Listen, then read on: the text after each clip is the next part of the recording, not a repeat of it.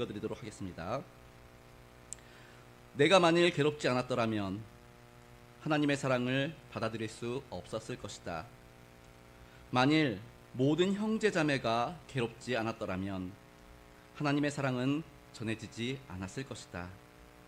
만일 우리 주님이 괴롭지 않았더라면 하나님의 사랑은 우리에게 전달되지 않았을 것이다 라는 시입니다. 이 미즈노 겐조라는 사람이 왜 유명하냐? 이 사람의 최종 학력은 우리 어른들 기준으로 국민학교 4학년입니다. 일본에서 1937년에 태어난 이 미즈노 겐조는 국민학교 4학년 때 집단 이즈를 앓게 됩니다. 그리고 그 집단 이즈를 통해서 뇌막염까지 이제 앓게 됩니다. 그래서 이 집단 이즈를 겪고 뇌막염을 겪고 나서 표현 능력을 완전히 상실해 버립니다. 신체 장애 때문에 혼자 움직일 수 없게 되었고요. 언어 장애 때문에 말도 할 수 없게 되었습니다. 그럼 미즈노 겐조가 어떻게 시를 썼느냐? 이 미즈노 겐조는 눈으로 시를 씁니다. 평생 말도 못하고 움직이지도 못할 것이라는 의사의 진단이 끝나기가 무섭게 이 미즈노 겐조는 4학년, 이제 11살, 12살 그 나이인데 그 의사로부터 청천벽력과 같은 소식을 듣자마자 눈을 지그시 감았습니다. 그 모습을 본 어머니는 내 아들을 포기할 수 없어서 아들이 눈으로라도 말할 수 있겠다고 돕겠다고 작정을 하게 됩니다. 각고의 노력 끝에 모자는 문자로 의사를 표현하는 방법을 터득하게 됩니다. 이후 미즈노 겐조는 긴 인내와 고통의 시간 속에서 수많은 시를 쓰고 여러 권의 시집도 발간하게 됩니다. 그리고 이 미즈노 겐조는 제대로 움직이지 못하고 말도 못하는 심각한 장애를 지녔지만 많은 사람들의 이 시를 써서 많은 사람들의 심금을 울리는 위대한 사람이 되었습니다. 보통 장애가 없는 사람도 이렇게 해내지 못하는 일들이죠. 사람의 마음을 움직이고 그 사람의 생각을 바꾸고 삶의 방식을 방향을 바꾸는 것, 이거를 보통 사람들도 할 수 없었지만 정말 장애가 말도 못하고요 신체적인 장애가 있는 이 미즈노 겐조는 이 놀라운 일을 해낸 것입니다. 우리가 본 것처럼 가장 약하고 쓸모없어 보이던 사람이 해낸 것입니다. 우리는 흔히 약점이 없는 사람, 재능이 탁월한 사람, 남다른 장점이 많은 사람들을 통해서 하나님은 큰 일을 하실 거다라는 생각을 하는 경우가 많습니다. 어떤 신앙인들은 제사에서 흠이 없는 제물을 드리는 것처럼 하나님도 흠이 없는 사람들을 들어 사용하신다라고 말하기도 합니다. 그러면서 말하기를 하나님께서는 흠이 없는 사람, 준비된 사람을 통해서 일하신다라고 말하지요.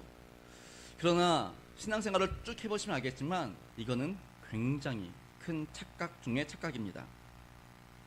하나님의 사람들은 약점 때문에 망하지 않기 때문입니다. 오히려 이 약점, 이 약함 때문에 하나님을 더욱 의지하고 결국 하나님께서는 이들을 더 귀하고 아름답게 사용하시는 것을 볼 수 있습니다.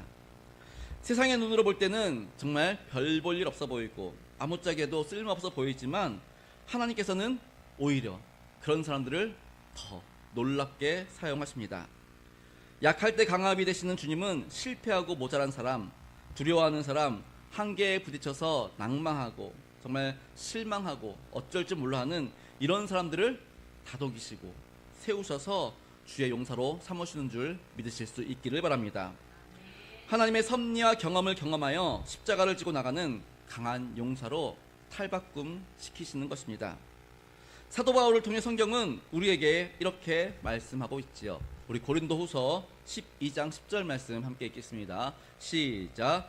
그러므로 내가 그리스도를 위하여 약한 것들과 능력과 궁핍과 박해와 곤고를 기뻐하느니 이는 내가 약한 그때의 강함이라. 아멘. 언제 강하다고요? 내가 약한 그때의 강함이다 라고 고백을 합니다. 이제 신학교를 다니다 보면 교수님들이 강의하다가도 잠깐 이제 다른 얘기들을 하세요. 그러면 오늘 본문 약한 그때의 강함이다. 어떻게 우리가 약할 때 강함이 되느냐? 하나님은 우리 가운데서 이렇게 우리 뒤에서 이렇게 빛을 비추시는데 우리가 그 빛을 다 가리고 있는 겁니다. 왜요? 우리가 앞서 있으니까. 우리가 내가 할 수 있다고 자꾸 나를 드러내고 내 자아가 너무 크니까 하나님이 빛을 능력을 나타내시는데 내가 다 가리는 겁니다. 그러면은 언제 하나님의 그 능력이 나타나느냐? 작아지고 정말 아무것도 할 수 없다고 웅크리고 있을 때 그때서야 그 빛이 이제 우리 뒤에서 찬란하게 빛나는 거죠. 그래서 하나님께서 우리를 통해서 일하시는 것들을 볼 수 있게 된다라고 이야기를 합니다. 미즈노 겐조뿐만 아니라 우리나라 아주 훌륭한 시인 있죠. 우리 방금 나 가진 적은 없으나 이 찬양 불렀던 이 시를 쓰신 분 송명희 시인도 크게 다르지 않습니다. 1963년 6월 송명희 시인은 태어나자마자 생명을 잃을 뻔했습니다. 의사의 부주의로 그 송명희 시인의 손회를 다쳤기 때문입니다. 가망 없다는 이야기를 들었지만 새벽녘 딸꾹질 소리와 함께 다시 살아나게 되었지요. 살아남은 그 순간부터 병약한 몸과 언어장애로 또 세상의 벽 앞에 놓이게 됩니다. 또렷하지 않은 말, 가눌 수 없었던 몸은 당시 장애를 불편하게 보았던 많은 사람들의 시선에 상처받게 됩니다. 그리고 그를 골방에 가두게 되지요. 그는 자신에게 주어진 공간에서 그저 할 수 있는 게 책 읽는 것밖에 없었습니다. 책을 통해서 세상을 배웠고 16살에 이제 성경을 읽다가 하나님을 만나게 되었습니다. 그리고 내가 만난 하나님, 그 하나님을 이제 시로 쓰게 되었지요. 이제 62세가 올해 62세가 되었다고 합니다. 그리고 그녀의 최근 근황을 이제 인터뷰를 하면서 그녀의 이제 최근 근황을 물어봤습니다. 이제 62세가 되었고 항상 이렇게 혼자 있으니까 좀 심심하지 않느냐라고 사람들이 물어본다고 합니다. 그러면은 이 송명희 시인의 대답, 제발 좀 심심했으면 좋겠습니다. 이게 송명희 시인의 대답이었다고 합니다. 아니 그러니까 손해를 다쳐가지고 사지를 쓸 수가 없습니다. 휠체어 누가 밀어줘야 되는. 그리고 항상 혼자 있고 그런데 심심할 틈이 없답니다.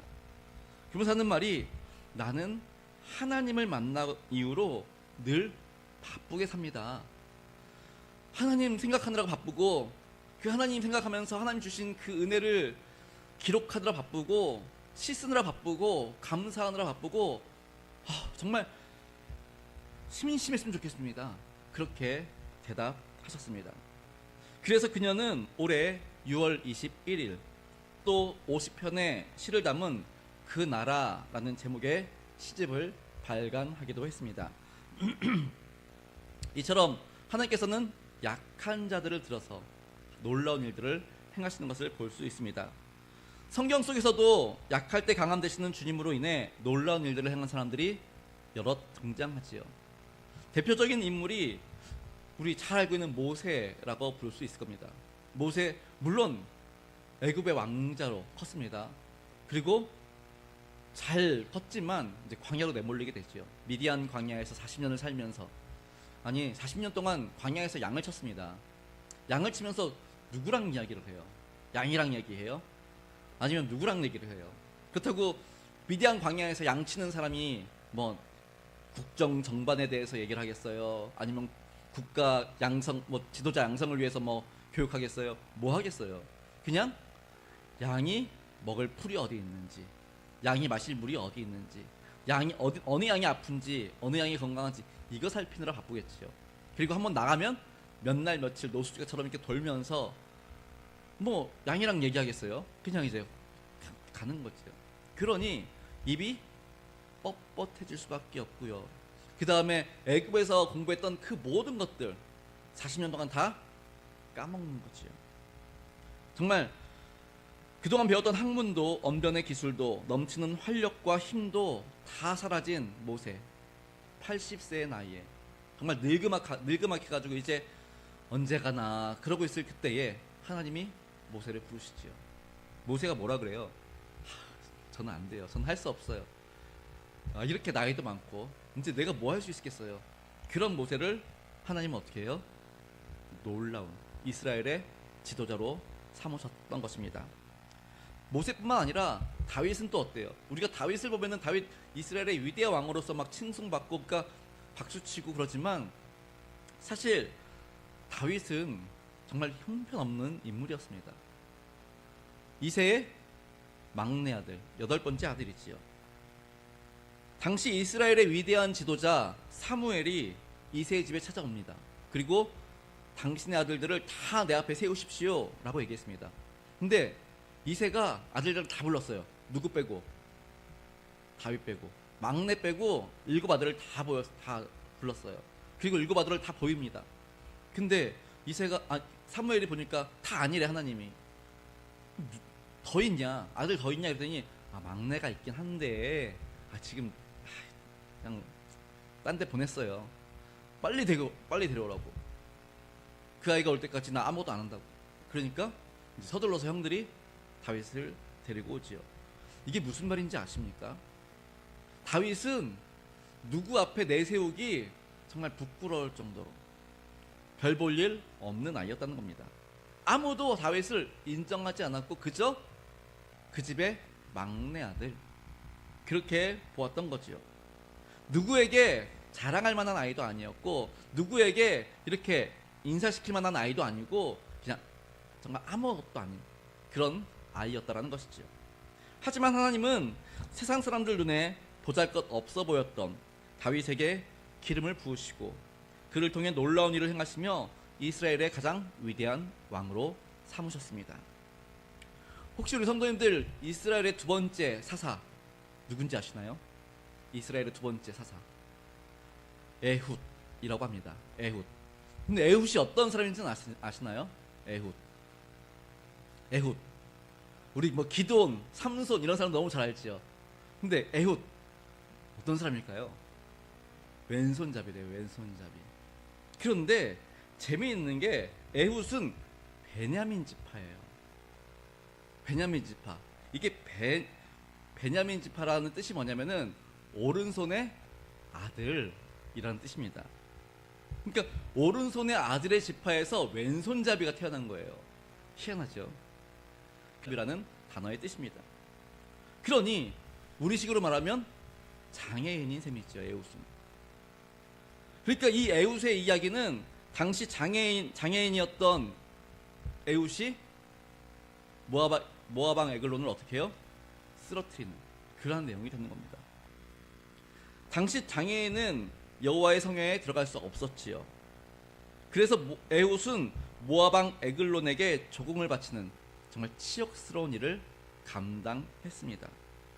또한 확연하게 드러난 그 장애, 그러니까 장애가 딱 보입니다. 딱 봐도 제 오른손에 장애가 있구나. 그걸 아니까 모아방 에글론도 아무 의심 없이 에훗과 독대하는 장면을 우리는 성경에서 볼 수 있게 되죠. 아니 오른손에 장애가 있는데 제가 뭘 나한테 무슨 해코지를 할 수 있겠어? 제가 무슨 힘이 있겠어? 그러고 이제 모아방 에글론이 에훗과 1대1 독대를 하지요. 여기서 한 가지 짚고 넘어가자면 성경에 에글론에 대해서 비둔한 자라는 표현이 있습니다. 비둔한 자 그래가지고 막 뚱뚱해가지고 막 뭐 몸도 잘 가누지 못하고 그런 것 같은데 사실은 이 단어는 거구는 맞습니다. 엄청난 거구는 맞지만 이 거구가 어떻게 해요?